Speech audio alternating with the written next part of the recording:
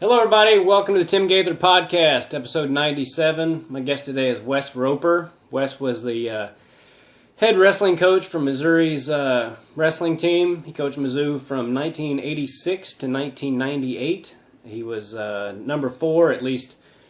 He was number 4. I'm not sure what he is right now, but he's still really high up on Mizzou's win list, behind Ben Askren, Alan Waters, Drake Howdeshelt. All Missouri legends. He has 131 career wins, 2-time Missouri's most outstanding wrestler. He coached Sammy Henson while he was at Mizzou, who went on to be a world champion and Olympic silver medalist. I'm really looking forward to talking to him. I met him a few months back. I was working in Jefferson City, Missouri, and he actually showed up and was in the crowd. And I had never met him, but I knew who he was, and the owner told me that he was in the crowd, so you guys know me and wrestlers. I'm a total dork nerd about it, so all of a sudden I'm nervous in Jefferson City, Missouri, because I know Wes Roper's in the crowd. So, anyway, without further ado, I'm going to give him a call, and we're going to talk some wrestling, and I hope you guys enjoy it. Hey, Tim. Hey, Mr. Roper, how you doing, buddy? Hey, good. How you? I'm doing pretty good. I'm glad to get you on here. Hey, no problem. Yeah, are you, how's this whole thing treating you? Are you able to work, or you have to stay at home right now, or? You know what? I've been able to come into the office. I guess we're basically an essential service. I'm a financial advisor. You know, we got a smaller office, so it works out fine, and so basically it hadn't been very good for seeing all the red on the screen, but other than that, not too bad. I also read that your when I was looking some stuff up about you, I read that your wife is a nurse. Is she how's she doing with this? Is she working?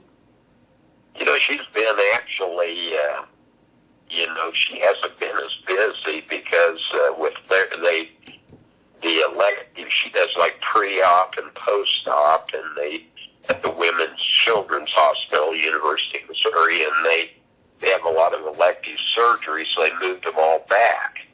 So fortunately, it had to be on the front line, but, whether if the outbreak got a lot worse I'm not sure if she could be, but luckily right now she's doing well. Good. Yeah, I read that in some states they're asking people who have retired to even come out of retirement. So I was just curious about how bad it was there and if she had been affected by it. But God willing, this will be over before too long. But I don't know, man. And I don't want to dwell on it too long because Lord knows that's what anybody's talking about. Everyone's talking about these days. But I was just talking to a friend of mine, a comedian who. He just had some weeks canceled in June already, so it's not good, and who knows when the heck it's going to end. But one thing Tim, positive thing today is the markets are up basically because the daily new cases nationwide dropped by about 9,000 yesterday, and I just could. Is it going to be a trend that, hey, we got it under control? Who knows? But off of that positive news, the market's up quite a bit today, so kind of interesting. Hopefully we can get it contained because I think the quicker we get back to more, quote, life as normal, will be a lot better. I think that's what everybody's hoping for. Yeah, I know that every time I open my IRA, it sends me into a minor depression, so lately I haven't even been opening it. I haven't even been opening it, No doubt. I've always told clients, hey, don't look at your statement. We send out monthly ones. I said, hey, don't even look at them except maybe every 3 months at the most. I said that way you don't have so many ups and downs. But yeah, it's been kind of a difficult time for everybody, no doubt. Yeah, there for a few months I was excited to open it, and now I'm like, I don't want to open that thing. No kidding. Speaking of minor depressions, how hard was it for you? I did a little intro telling everybody that you were the head coach of Mizzou for 12 years, and So I imagine this time of year, not being able to see the NCAA tournament, did it send you into a minor depression? It really did. You know, I'm a huge college football fan and college wrestling, and you know, I was definitely looking forward to this tournament so much, and so you know, and I just think wrestling's a little different than a lot of sports. I know it's devastating for all the senior athletes, you know, to get their you know, their opportunity counseled out, but you know, wrestling's so much. I mean, Tim, as you know, it's just such a demanding sport. The weight cutting, just everything that goes into it, being in top shape and trying to peak at a certain time of the year. So, just really feel bad for those senior athletes that didn't get their opportunity to shine. Yeah, I heard somewhere, I think it was on Flow, that they're not going to grant anyone an extra year. And I don't know if that's true or if that's a done deal or not. But I just thought to myself, like, there's so many levels to that, you know. Like, well, what do you do to the freshmen that had redshirted or the people that had redshirted, and what do you know? Like, a lot of these guys, I imagine, want to get on with their lives, you know. So, I mean, would you redo a whole year or just try to redo the tournament? Which, again, like you said about peaking, you know, it's one thing to do the tournament again, but those guys were in prime, you know, they were all trying to peak at that time. So I don't even know how that would be, you know, if they tried to have a tournament like this summer or something. Yeah, I think probably the thing that made it so hard is for the winter. I saw where like spring sports with them getting canceled, they're going to give them another year. So now you got universities that'll have additional costs because, you know, if you honor, just say they did allow them another year in wrestling, well, they've already basically used that money to bring in other kids. So you got to have more scholarships. So it creates quite a dilemma. And Tim, you know, the crazy thing is I sure hope that, you know, we get this virus under control because, you know, college football is so critical for all of us, you know, and just thinking of, you know, the money involved in Division I athletics is just amazing. And you know, I don't even want to think about that because I think it would, you know, if that scenario ever played out, it would be very, very bad for college athletics in general.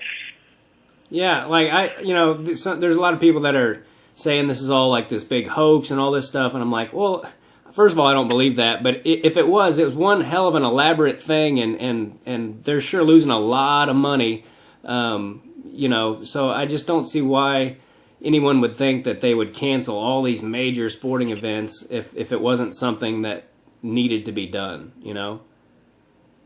Right. I mean, hopefully, you know, hopefully they can make good decisions. I think you gotta weigh the economy versus virus, which is, you know, obviously anybody dying is terrible, and so, you know, it's a hard decision that you got to try to make, you know, weigh in the two and decide what to do. I would think if the pandemic is bad, I mean, if it's really bad, hey, you can't really get your economy going because everybody's going to be scared, and, you know, to frequent businesses or to go into a stadium that has 70,000 people. So, you know, but I think, hey, I'm an optimist. I think things are going to come out good, and hopefully sooner rather than later, and get back on track.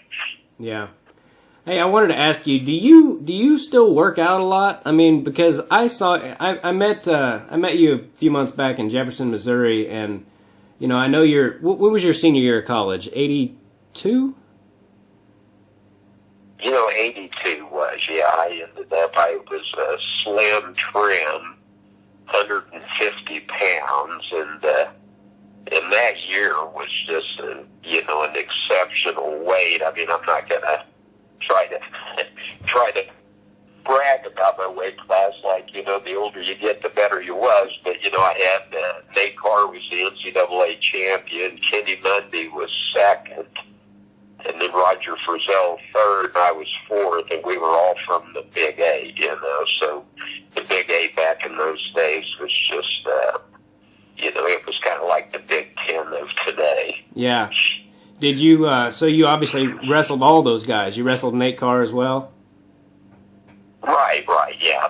Those were the guys. I can remember my junior year, Tim, going up to 158, because I didn't really have the speed like Mundy and Carr had, so I thought, well, I'll match up better with like Ricky Stewart and Dave Schultz. So I went up to 158, and I actually had a good year that year because I wasn't cutting as much weight, but it was hard.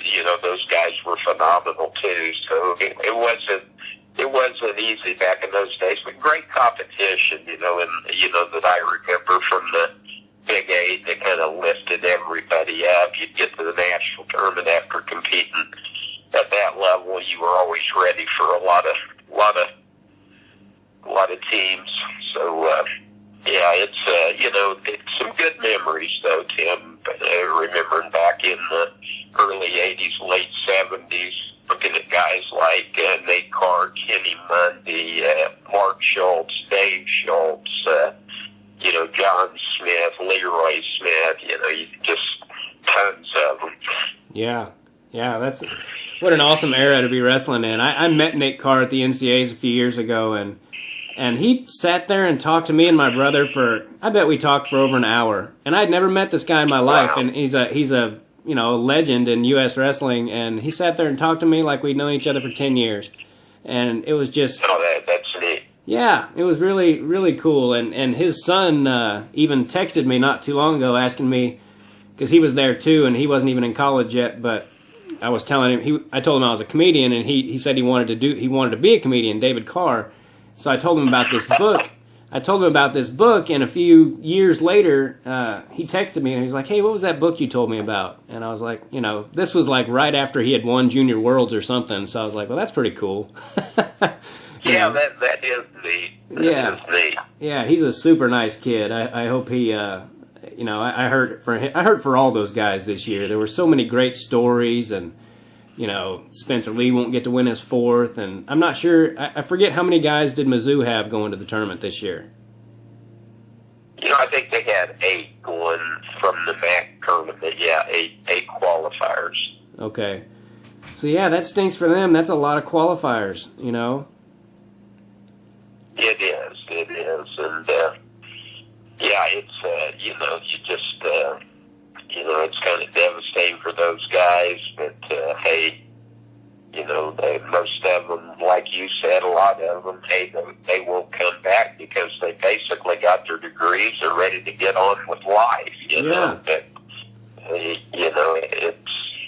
is what it is. But yeah, kind of a tough thing for them. And just like you mentioned, Spencer Lee, a guy that, potentially could have been a 4-time champ, and now you'll never know that, so.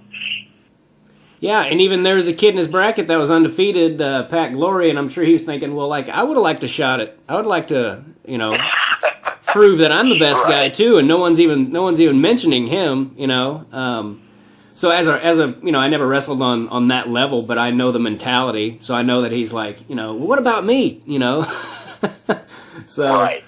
And there's a lot of stories like that. 197 had a undefeated, I think he was a redshirt freshman, Noah Adams from West Virginia. I'm not sure if he was a freshman, but I know he was undefeated.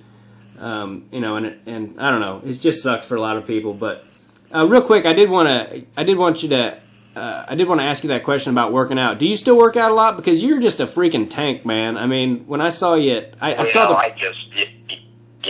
going to tell you, I wrestled like 150, and now, I do, actually what I've done, and I would suggest this for guys over 50. I'd always been more into doing cardio, and I'd do the Stairmaster and things like that. But, what I started doing after 50, I started just doing free weights more, and feel a lot better because I got a knee that has tendonitis and that sort of thing. So I would strongly recommend not doing heavy weights, but just basically doing free weights. So that's been kind of what I do, and probably the reason I'm still kind of bulky and not good at dieting like I need to. But I take pride in, I just, especially when you got a sedentary job, is I always try to, work out, 4 or 5 times a week. So, so but that's a good thing and kind of keeps your mind cleared a little bit. How about yourself, Tim? Do you get after working out a little bit? I'll be 45 at the end of May, and I'm probably in better shape than I was in my 20s because I ate like a dump truck. I ate like a dump truck, and I didn't exercise very much, and about 9 years ago, I'm a comedian. I've been doing it for a long time, and alcohol is always free, and I was starting to drink a lot and starting to drink way too much, and I realized, like, well, around 35, I was like, I'm going to wake up, be in my mid-40s, have a full-blown drinking problem. My career will have gone nowhere. So I stopped drinking and started exercising, and, I now if I don't do it at least 4 or 5, sometimes 6 days a week, some kind of workout, I definitely feel it. And I do, I completely agree with the weight training thing because I used to run a lot and all that stuff, and now, like, everything's starting to hurt, my ankles and my knees and all that stuff. And so now I've just been lifting a little bit. And I also read that the older you get, the more important it is to not only stretch, but to strength train more than anything. So, and seeing guys like yourself, I'm like, well, you can still stay in shape into your 50s, it's just a matter of whether you stop doing it, Like, I talk to people all the time that are like, oh, I'm getting old, and I'm like, well, when's the last time you tried to touch your toes? Like it's not just that you're getting old, it's just that you're not doing anything anymore, Yeah, and here I am, I work as a financial advisor, so I'll see a lot of times people that are retiring, in mid-60s, and their health's terrible, and I'm like, just basically, it's just something, basically your best investment is, trying to take care of yourself and maintaining good health, because, it's easy to lose that. We just kind of take it for granted, but then it's like you're saying, hey, if you do the wrong thing for too long and don't do anything about it, it's hard to enjoy life if you've got health problems. Yeah, that old saying, youth is wasted on the young, has really started to make a lot more sense to me lately, because I'm like, wow, you get a little older, you start figuring some stuff out, and then your body falls apart on you. No kidding. Well, or, you just think, man, everybody spends their whole life, hey, I'm going to retire, I'm going to do this, and next thing you know, hey, you can't do this and this, and so, that's why, hey, we got to try to stay healthy, and I think most of us that are old wrestlers, we know what it takes to get in shape. We just got to try to do it.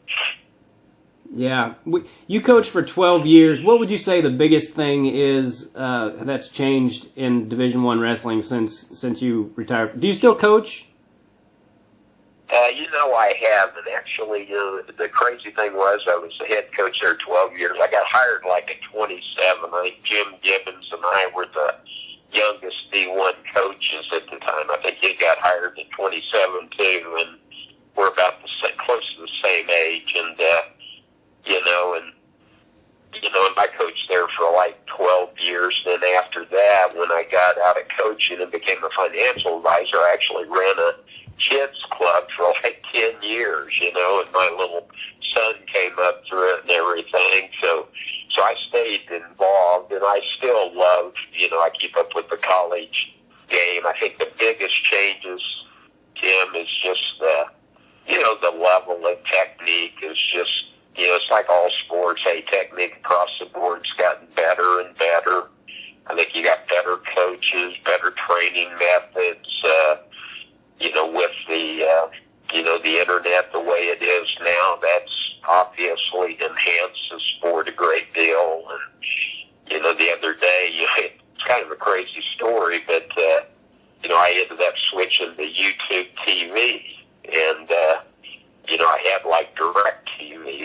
finally, cut that out. And now that I got YouTube TV, I got the old Flow Wrestling app, and on my phone I would never watch like the Kerry Colott story and some of that, but now I've been on there and watching Kerry Colott and Magic Man and those, and I'm thinking, my God, these are so good, and just what these kids can see nowadays and learn about sport and everything is amazing. So I just say, hey, that's been the main thing. The thing that's kind of dissatisfying, though, is seeing only like 75 D1 programs, because when I was competing in the early 80s and that, we had, I think, close to 200 D1 programs. So that's kind of the bad point. But the good point is a lot of the real strong programs now are funded at very high levels, which is,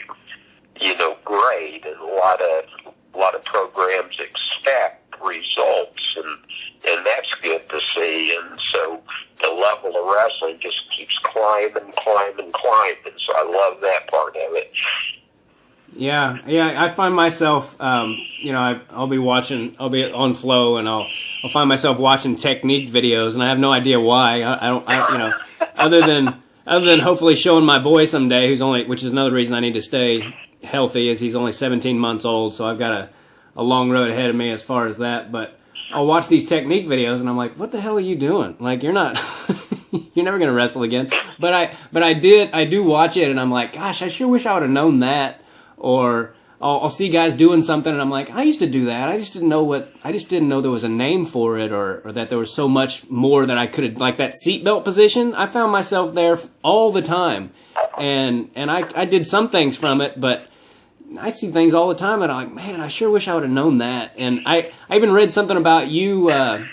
You had some counter for a tight waist or something, and that you pinned a guy in the consolation semifinals with, and I was like, well, shit, I wish I would have known a counter for a tight waist. I didn't even know there was one. I thought you just... Oh, you know what it was? Really, all that was, Tim, and I don't even remember who really taught that to me, but okay, if you got a guy that's just tight waist chopping you all the time, and what I did is I used to use this, and it worked great. I just kind of lunge forward on the whistle, and then when the guy went to chop you, you did a leg elevator. So it was just, you basically just kind of like a dog lifting his leg, and he just did a leg elevator, and then, I ended up catching the guy off guard for 5 points, reversal 3 near falls. So that's and you still see guys that'll use that leg elevator, and that's kind of the neat thing about watching technique. You see things kind of recycle and that, but so that was one that kind of helped me, because I had a guy, because I remember in Smiths, he was really a very good wrestler from Wisconsin. He was the Big Ten champ, and I remember having a war with him, and that's the move that got me through that match, And that was the year you went on and took 4th? Yeah, and then, right there, like I said, just basically the top 4 in the nation were the top 4 in the Big A2, and back in those days, like I said, in the late 70s, early 80s in there, man, there was just some incredible wrestlers, not only national champs, but world and Olympic champs. That was great for the sport. I had Ed Giese on recently, and he was telling me a little bit about Dave Schultz. And did you say you wrestled him? Yeah, I wrestled Dave a couple of times when he was at Oklahoma. It was my junior year. I moved up to 158, and Dave was pretty amazing. And I think, Tim, I don't know if I ever shared this story about Dave Schultz, but it's a great story. It was during my junior year, the year I wrestled 158. They had nationals out at Princeton University that year. Well, I think Dave had beat Ricky Stewart during the season. I think he beat him 4 or 5 times. Yeah. Every time, Well, he gets out there, and Ricky Stewart was extremely strong. Ricky Stewart hits a fireman's carry, and he takes Dave to his back and pins him. Wow. You know, a huge upset, you know, and anyway, Missouri was staying on the same floor as Oklahoma, so I'm back at the hotel, and I see Dave in his room, and he's, you know, sitting there, so I stopped in and chatted with him, and he goes, God, he goes, college wrestling sucks, you know, and he goes, but, he goes, there's no way I'm, you know, not going to come back now, you know, because he never had won an NCAA title. Yeah. And you know, he hated, like, riding time and all that stuff. Well, the next year, guess what? He wrestles, like, Mike Sheets in the NCAA championship match, and he had to ride Mike Sheets out in overtime to beat him. and he won it. But, I mean, that just tells you the type of mentality Dave Schultz had. You know, just a great ambassador for our sport, too. You know, he'd help you anytime, anywhere, you know, as far as, hey, you were asking about technique or whatever. Yeah, just incredible. Yeah, it's funny how you can be in competition with somebody and still be friends with them and have good conversations and stuff. Some of my best friends throughout my life were guys that I had wrestled at some point, and sometimes it would be guys that we had beaten each other and that kind of thing, and you know, it's just a bond that a lot of people don't understand and can't understand. You know, the respect level that you have for somebody that you have tough matches with. How did your matches go with him? Oh, you talking about with Dave? Yeah, I think the first time that I had him, it was like, you know, I'm thinking it was like 10-2. I never did take him down. I think the second match was like 5-1, but he was clearly, you know, one thing I said about Dave is every time you got into a position with him, it felt like you were on the defense. You might initiate a move, and then it was like, holy cow, you know, now I'm on the defense again. So yeah, he had an answer for every position. You know, he was just pretty amazing in that regard. And yeah, I read you that. know, the only... Sorry. Oh, yeah. I was just going to say that I read that Mark Schultz got so good at defense because he said Dave would just kick his ass every day so bad, and he was like, you know what? I'm not going to let him kick my ass anymore. I'm just going to turtle up and go defense and not let him do anything. And that's when he got, because if you can do that against Dave Schultz, you can do that against anybody. And he said that's where his defense got so good. And right. Did you know Mark Schultz very well? You know, I didn't really know him. I just always was amazed at his athleticism. You know, I can remember that match with him and Ed Bannick, and, you know, you sit there and watch him, like, do the backflip right after he wins it, you know. He just, yeah, he was you know, just a tremendous athlete, and I don't think he started wrestling until his junior year of high school. Yeah. I mean, you know, you think about that. He starts his junior year of high school, and then he wins 3 NCAA titles. Yeah. Wow. Yeah. I was telling Ed Giese, I was like, Mark Schultz wrestled for 10 years. He started as a junior in high school, and in that 10 years, he won a California state championship, 3 NCAA titles, 3 world and Olympic titles, and made 2 Olympic teams in 10 years. That has to be the best 10-year career. That has to be the best 10-year career that there's ever been. You know? I mean, yeah. I don't see how you could top that. You know, and Tim, you know, I think that's one thing that us wrestling and dads and wrestling dads and everything got to keep in mind is, hey, it's kind of like Cal Ripken said, don't be worried about your kid being on every travel team. If he reaches puberty and he's a pretty good athlete, he'll make up for missed time really quick.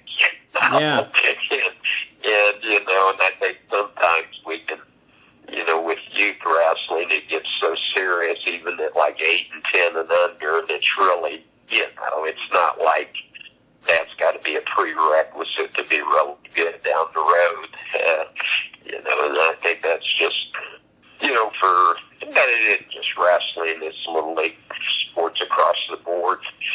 Yeah, I've got some friends that didn't really wrestle in high school or anything, and their kids will get into it, and they'll call me up and they'll be like, "Hey man, my kid's in wrestling, but he sucks and all this stuff," and I'll be like, and I'm like, "Well, how old is he?" And they're like, "Well," they're like, "He's 10 or he's 9 or something," and I'm like, "Well, just like you said, I'm like, wait till they hit puberty. Everything changes then, And we want to rest when they reach puberty.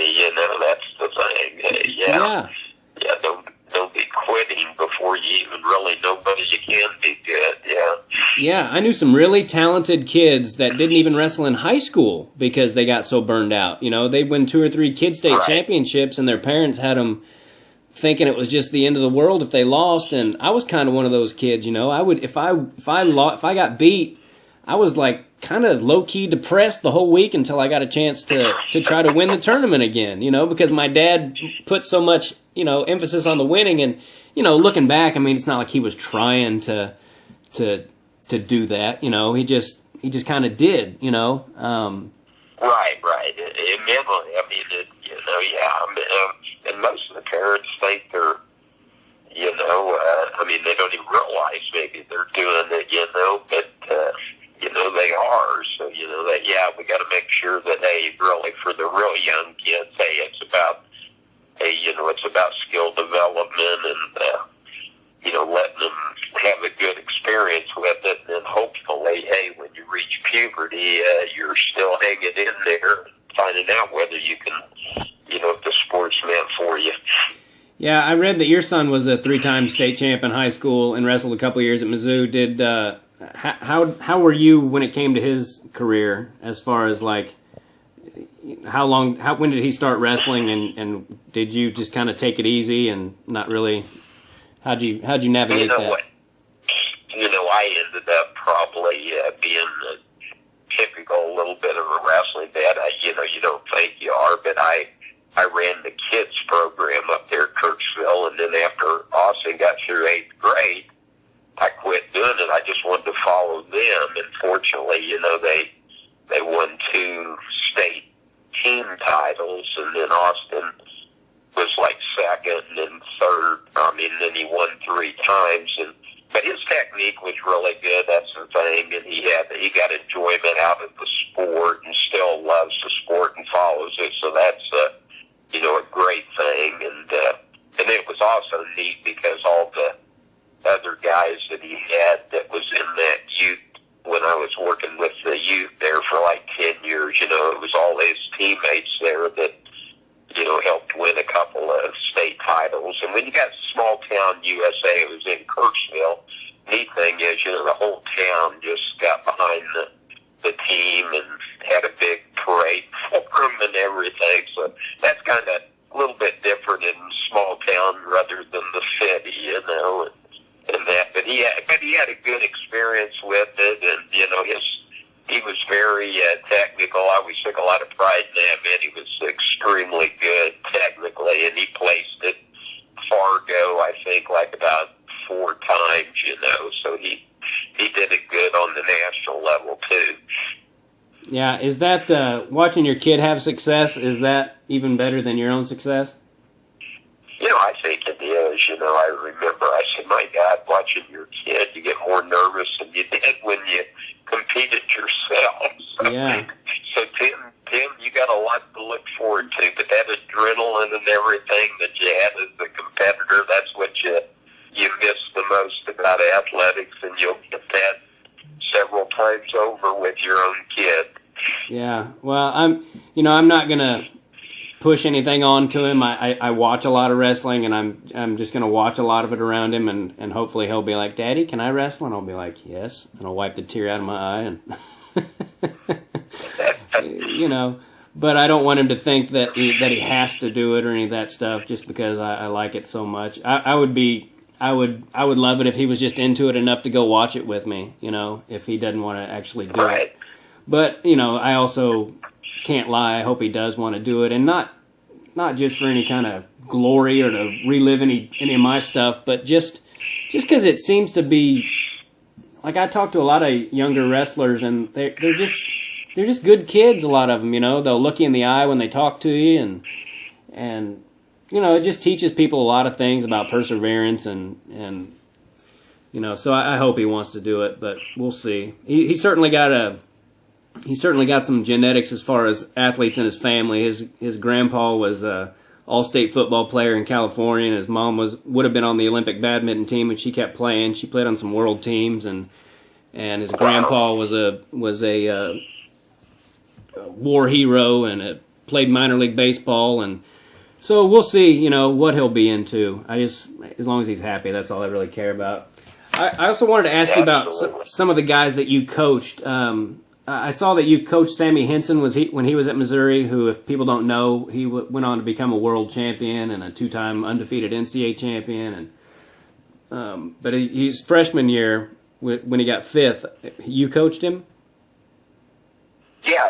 Sammy was a phenomenal athlete, and he came in as a freshman, and we'd given him like a full scholarship. I knew Sammy was big time, even though he was smaller, because he was, I forget what he wrestled there in high school, but he was probably, weight soaking wet, 115 or something like that. So when he came in, he was a small 118-pounder, but we had Bobby Crawford. He was a 5th-year senior. And Bobby ended up being an All-American, so he redshirted that year, and then when he came in the next year, just did a phenomenal job, won the Big 8 championship, and then he, ended up 5th in the nation. I can't remember for sure. I'm thinking he lost maybe to Chad Zapital, maybe in the semis. I'm kind of thinking that was the case, but yeah, Sammy, he was a special wrestler, just a tremendously intense and strong, and just worked his butt off. I mean, he had a work ethic out of this world. I always said about him, he could do more in his workout, like a 1-hour workout, be another guy's 3 or 4-hour workout. His intensity was twice what normal guys are. Yeah. And but unfortunately, he kind of got into some trouble a little bit, so then he ended up missing a year, and then he transferred to Clemson, and then was like a 2-time undefeated NCAA champ. Then he came back to Missouri and got a degree, and ended up helping us out. He was training, obviously, for the world team and stuff, but he came back and helped coach, and did a really good job, and he had a great career, no doubt. Yeah, and not a lot of people even realize that he came back at age 36 and was bronze in the World Championships. So that wow, yeah, that tells amazing. You. Yeah, I ran into him at the airport a couple years ago, and I didn't know who he was. He didn't know who I was, obviously, but I was like, "Hey, Sammy the Bull Henson," and he was like, he looked at me, and I shook his hand, and it was like shaking hands with that rock character on I can't think of the character's name, but you know who I'm talking about. I was like, man, this guy's just made out of rocks. His hand, it almost hurt to shake his damn hand. Yeah, he was so strong, and just had the will to win that was off the charts, and that's be interesting to. I know he's got a son coming up who won the P8 states this year, so it'll be interesting to see Sammy's son. I think he signed with Iowa too, Yeah, that sounds like a good fit. A Henson over, yeah, that sounds like a good fit to me. What was I going to say about Sammy? He wrestled with Eric Aiken all the time. Eric Aiken was, I'm sure you know who he is. When I was a kid, he was on my kids' team, and he was older than me, but he was like the only kid that was on a state champ on our kids' team. He'd already won a kids' state title, and so I always knew who he was, and I always looked up to him a lot. And Sammy was a thorn in his side forever. I mean, he kept him off of world teams. He beat him in the NCAA finals. I think Eric got him once or twice, and it was always like super close matches. And this is what I was going to say. I always wanted to see Sammy Henson I was thinking about it yesterday, actually. I was thinking how great of a match would have been to see Sammy Henson against Terry Brands. Terry was a little bit bigger, but it seems like the two of those would have had a heck of a war. Yeah, they really would have. Yeah, that'd have been a great match. And, it's funny you mentioned Eric, because Eric lost to Sammy in the Big 8 championships, and those were in Columbia that year. That was 1991, and that's when Sammy was redshirt freshman. He beat Aiken then, and then here it was when they were seniors, and I can't remember, but that match might have went overtime, when Henson won his second national title. And I remember Eric, Tim, this is really neat, because when I was in the Kansas City area coaching at Lee Summit, I was still competing in Greco-Roman, and we had a Russian Jew, Edward Yarovinsky, who lived in the Kansas City area, and he ran a club. And I can remember we had a bunch of us older guys that were all in the club, and even Eric he was a little bitty guy, and he'd come to some of the workouts and everything. So I've known the Aiken family for years, and have always followed Eric. Yeah, he was, he did a great job throughout his career. Yeah, and talk about having some heartbreakers. I mean, that guy lost, he was an Olympic alternate 2 times, I want to say 92 and 96, and he lost both matches in the third. It was 2 out of 3, so in the third match of both times, I think he lost in overtime. So it literally as close as you could possibly get to making 2 Olympic teams and not make it. He did make 1 world team. But yeah, Sammy was always in his way as far as that goes. But I think I'd be curious to hear how many matches that they had that went into overtime. And I know their NCAA finals did go into like double overtime. And so to see the Big 8 meet, when Sammy won the Big 8, I'm pretty sure it was an overtime meet too. Yeah. And that's when they both would have been. I think both of them were redshirt freshmen at the time. Yeah. What would you say the biggest difference between having high school success and having college success is? What? How come some people can make that jump and some people can't?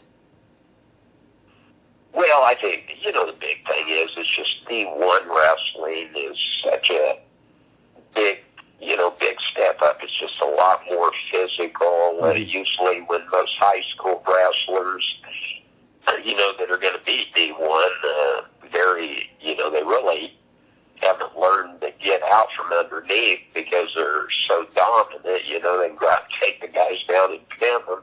So, that's always a big factor too, is, hey, I always say mat wrestling separates the men and the boys, and so you got to be able to do that part of it. But, and also you can't hide. You got to seek out competition.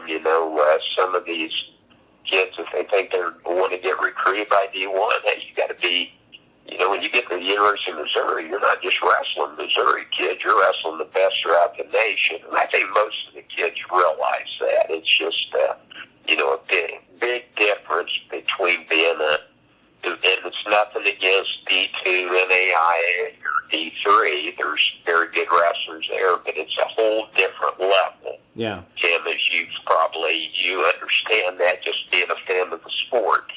And I think that the biggest thing is the physicality and everything that you have at D1. I mean, it's just and the emphasis, you think about your season, you get in and you're already September, October, you're already doing conditioning, and then the season goes all the way from like November, nearly to the end of March, and you take a high school season, you started in November and you're done in February.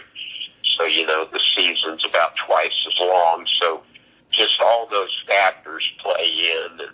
And so my main thing is I just think it's the physicality, and the mat wrestling's a whole different level, better. And, and no lead, whole different standard, yeah. Yeah, no lead is safe in college either. Like in high school, I had a knack for taking people straight to their back, and if I didn't pin them, I had a 5-point lead, and And in high school, I rarely got taken down, and I was like impossible to turn. So the only way anyone could beat me was to, escape. And if they did, they couldn't take me back down. So a 5-point lead was pretty safe. And in college, that's not safe at all. Well,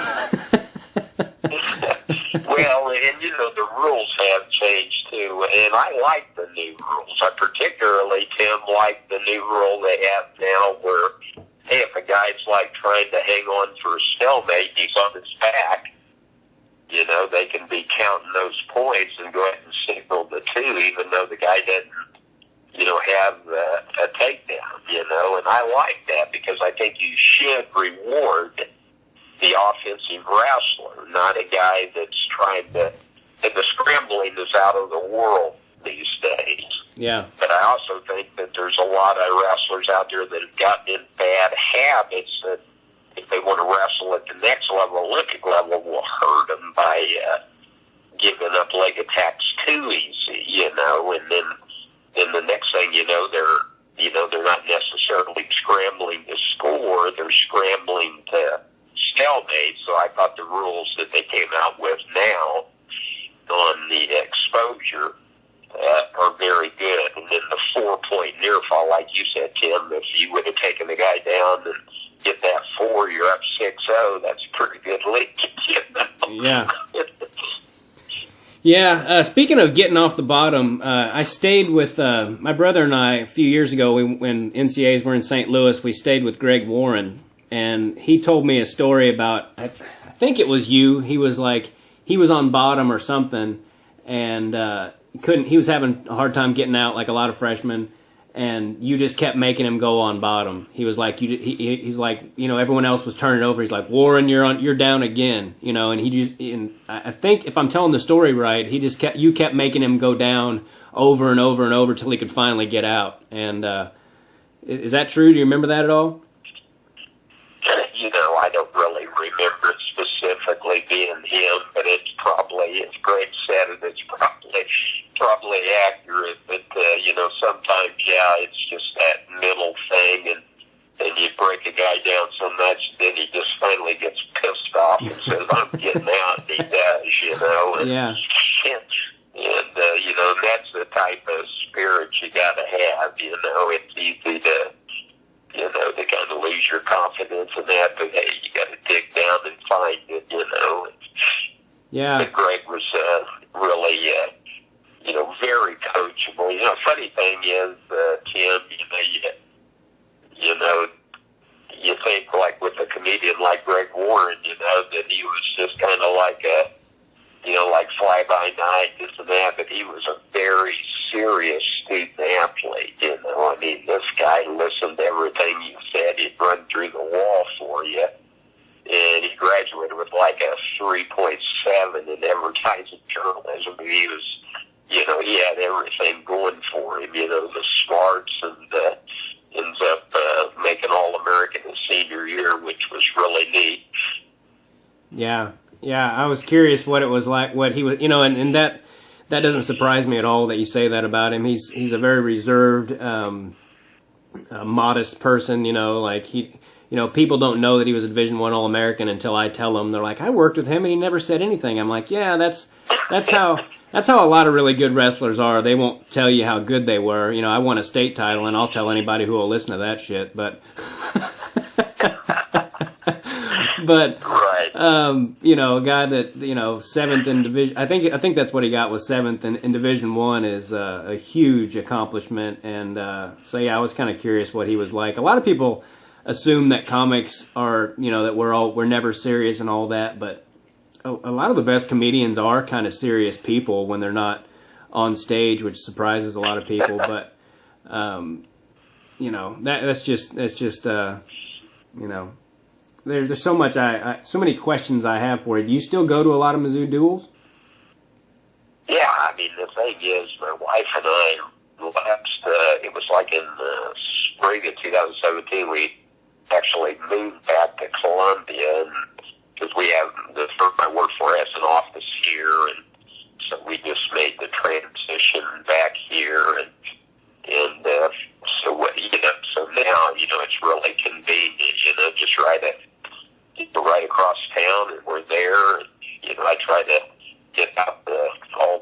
duels, so I really enjoy that. I'm a kind of a college football nut, so I got season tickets, tailgate for all the Mizzou games, and enjoy my fall football and then winter college wrestling. Yeah. What, Jaden Cox is another Mizzou guy who's gone on to do amazing things. Do you have a relationship with Jaden? Do you know him very well? Oh, yeah, I know his mom and dad, and, his grandmother. The funny thing was his grandmother used to work at Jesse Hall, which is the main administrative building on campus, and every time I'd go across campus when I was coaching, man, she'd just give me a hug. She'd make you could look terrible, and she'd make you look great, and it's one of those great people, and now I still see her to this day at Mizzou matches and that, and she comes up, gives you a hug. Kathy and Mike, yeah, we know them. In fact, Jaden's first tournament was at South Dakota State, whatever they call that open up there at South. What is that? South Dakota. I'm trying to think. Is it the Daktronic? Yeah. Yeah, that's the tournament. It's like probably the Daktronic Open or whatever. But anyway, that was Jaden's first tournament, and Mike and Kathy rode up with Becky and I, and it was really cool because Jaden won that tournament, as a free freshman, the very first tournament of his career. But yeah, the Cox family is just, they're tremendous. And then Philip Arnold, Jaden's uncle, I knew him back in the days when he wrestled at Hickman and everything. He was like a 2-time state champ. So, and and now here he is down in Georgia helping coach a club, and his son is really, really good. And so it's really just neat to see what, Jaden's done. Just a local boy here in Columbia, and just seeing what he's done has been phenomenal. Yeah. And he's also just a great ambassador for the sport. The way he handles himself and that, just incredible. Yeah, he seems like a really great, down-to-earth person. What about him, what makes him such a great wrestler? If you could do it, if you could say it in a nutshell, what makes Jaden so great? I think he just, I think he's a good athlete, but I think it's his will to win. And the other thing I look at is, like I tell people, I say, if you watch Jaden, nobody hardly ever penetrated, got his leg in the air. Yeah. When they shot on him, man, you didn't come up with hardly anything. Yeah. And then that's translated very well, Tim, to international. Because, in international, you better not be giving up your legs and letting people get you in the air. You know what I'm saying? Yeah. And that's why you had, I think, the success is transferred over very good. And one thing I love about Mike Ironman, he did such a good job. He doesn't try to mold anybody in a certain way. Some of his guys, like Jaden, guys will get on his legs, and then he's just unbelievable at counter wrestling, whereas, Fox is more fundamentally, different than that, so he lets everybody kind of explore and come up with the things that work best for them.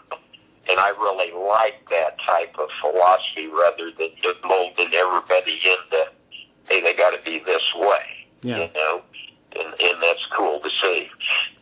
Yeah, for people that are listening and don't know, Jaden has won the last 2 world championships at 92 kilograms, and the Olympic weight is 97 kilograms. So this year, he had to decide whether or not he wanted to go down to 86, which is 189 pounds roughly, or up to 213, which is Kyle Snyder's weight. And Kyle Snyder has made, I think, the last 5 world teams and won 3 times and gotten a silver and a bronze. So now Jaden has decided to move up to 97, and God willing, we'll get to see that play out at the Olympic trials. But so that was a pretty gutsy move for him to go up into Snyder's weight. But a lot of people are picking Jaden over Snyder. How do you personally see that playing out?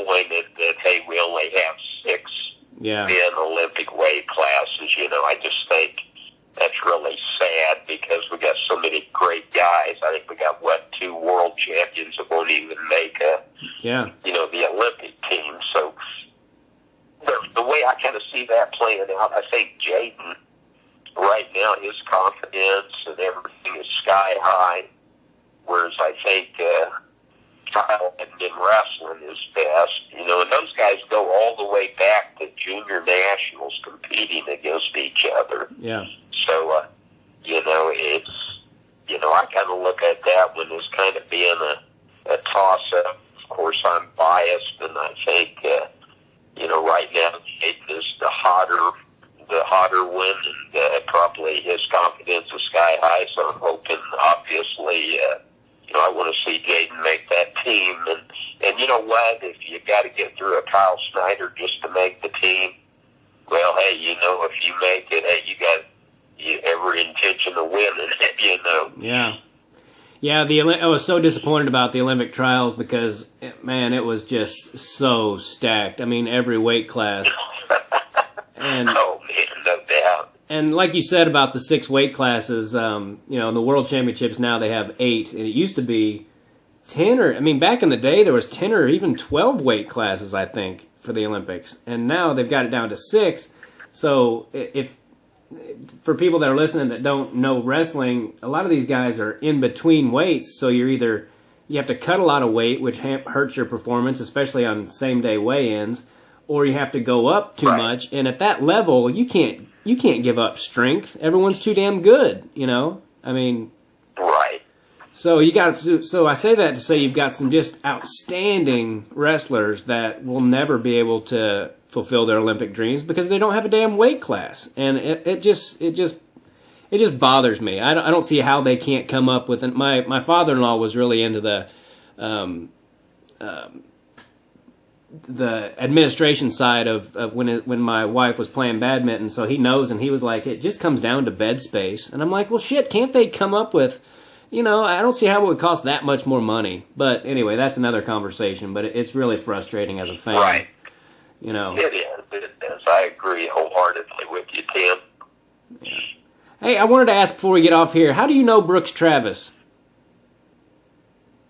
Brooks wrestled for me. Brooks was from Ark City, Kansas, and he went to Cal State Bakersfield, ended up leaving there, and I think he was just up at KU as a normal student, and I can't remember if somebody told me about him or he contacted me, but he basically came in on, like a non-scholarship, I think he might, if he had books or something like that, but, Brooks came in, just worked his butt off, and then became a scholarship athlete, made our lineup, at the 125. I think it was 118, and then the weights changed later, and so he was, he cut quite a bit of weight for 125, but he came in and did a very respectable job.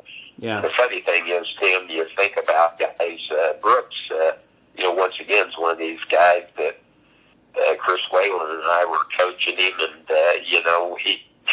we would sit there and say, Brooks, you got to keep him off the legs, get better position, and I joked with Brooks. I said, Brooks, we coached you down from right when you came in, placing in Midlands to not placing, because he would listen to this, but he had a certain level of funk that I think we kind of took away from him, and that, but we kind of joke about that. No, Brooks did a really good job, and as you know, he's a chiropractor here in Columbia, and then he also, his son just won his 3rd state title. Yeah. At Father Tolton, and he's committed to go to.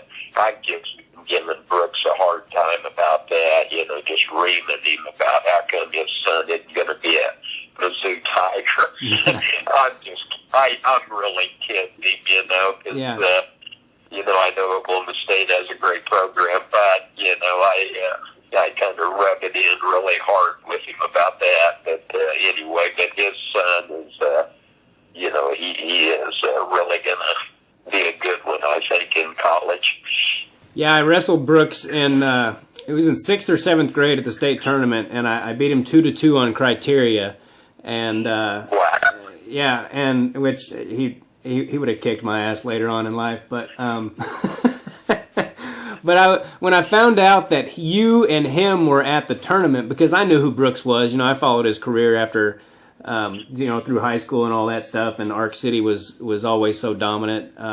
So when the owner of the club, Danny Baumgartner, super great guy, he came up to me before the show and he's like, yeah, Wes Roper and Brooks Travis are in the crowd. And I was like, shit, man, I don't want to know that. I go, I don't like to know.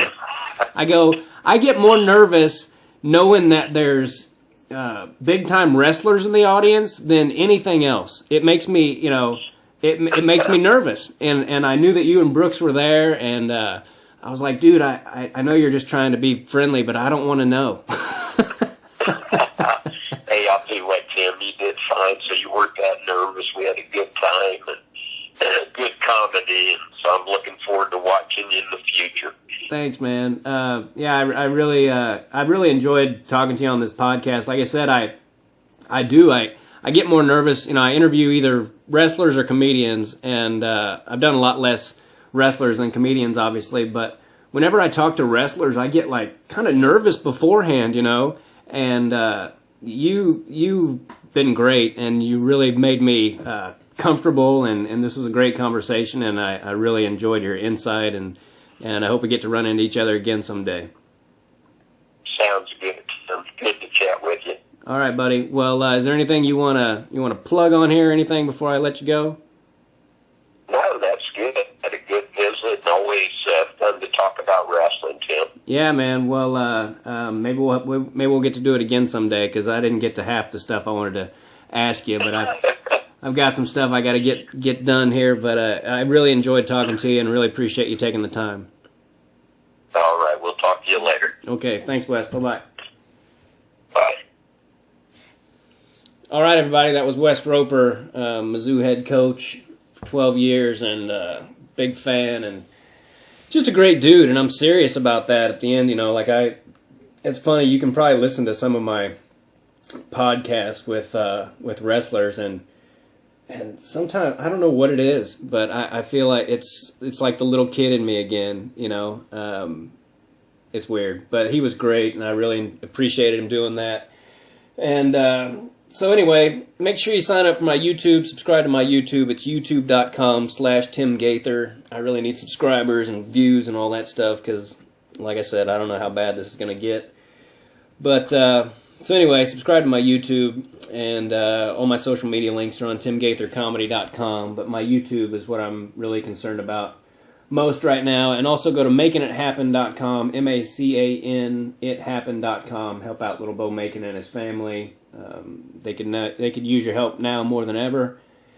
And subscribe to that YouTube, and as always, I really appreciate you guys listening. So thanks for the support. Keep listening, and yeah, appreciate it. God bless all of you. Take care. Bye. Do us both a favor and click on that subscribe button.